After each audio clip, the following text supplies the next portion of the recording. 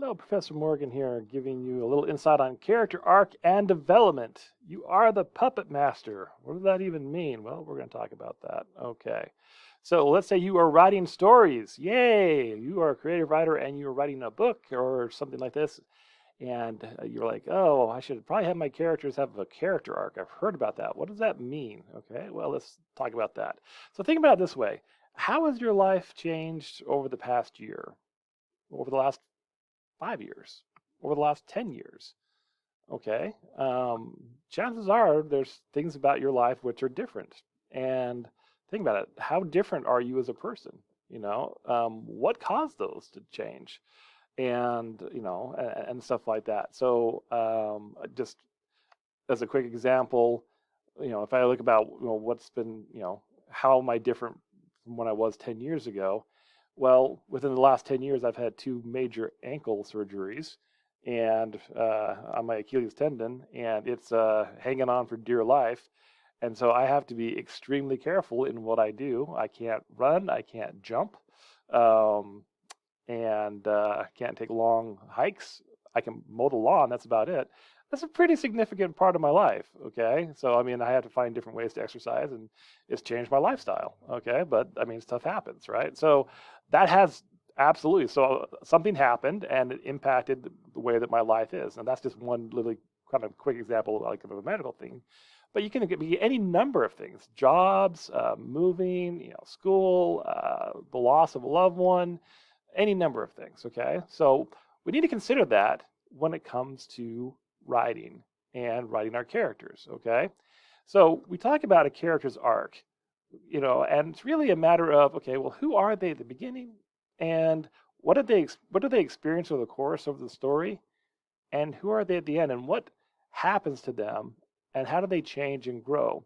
And this is super important because it's life. It's how we are, and it makes the characters more relatable. One of my favorite sayings is, if you don't care about the characters, there's a good chance you're not going to care what happens to them. I mean, how many times have you watched a movie and someone, like a character dies, and you're like, oh, that's too bad, whoever that was, it's like, or it's like, or it's a big action movie and there's all these henchmen or whatever, and they're just dying left and right. You're like, oh, that's not someone, whatever, and you don't care, right? Because you don't know anything about them, right? And then how many times have you, like got super invested in a character and something really terrible happens to them, or something really wonderful happens to them, and how does that affect you emotionally? So that's something that we want to look at when it comes to character arcs. We want to make sure that we have dynamic characters that are growing. Okay. Now, here are some things to consider with characters. Okay. Who are they at the start of the story? What did they believe? What did they want? Okay. And you can consider, again, put yourself in their shoes. What do you want out of life? What do you believe? And um, that's everyone starts at a certain. You can pick a point in your life and say, okay, at this point in life, this is where we're at. Because when we introduce a character, it's usually not at birth. They've experienced things and they've kind of, they've developed certain beliefs, and they want something. Okay, but then what's next? Okay, what happened to them during the story? Did their beliefs get challenged? Did they get what they want? Okay, so maybe in the beginning of the story, they believed that if they became a famous singer, they would get fame and riches, and their life would be perfect, because they would have money and they'd have fame and everything would be perfect in life. Okay. Um, Chances are on their journey, they're going to run into some challenges. Okay. Um, did they get what they wanted? Is it really what they wanted? Okay. Something to consider. And then the last thing is what they wanted at the start of the story the same thing as they want at the end of the story? Again, look at life. There are times when who think, "Ooh, I really want this. I really want to grow up and be this," or I want to do this with my life. And then they start down that path and they realize, I'm not really enjoying this. And they kind of shift directions. Again, personal experience. I had a whole different career before I became, started working in academia. And I actually enjoyed it for the most part. I thought I was good at it. I worked my way up, and stuff like this, and was making good money. The challenge was I was at work all the time. I was on call 24/7, and it was one of those things where like, okay, yeah, I'm enjoying what I'm doing for my a job, but I'm kind of miserable as a person because all I'm doing is my job. Decided I wanted to change, okay? But there was a point in time in my life that's where I thought I wanted, and then I realized that's not really what I wanted. Based on my experiences, I found something else that I really enjoy doing. Okay, so that is something to consider because if often the experiences that our characters face and as we face as individuals will shape what our beliefs are and what we think we want really out of life.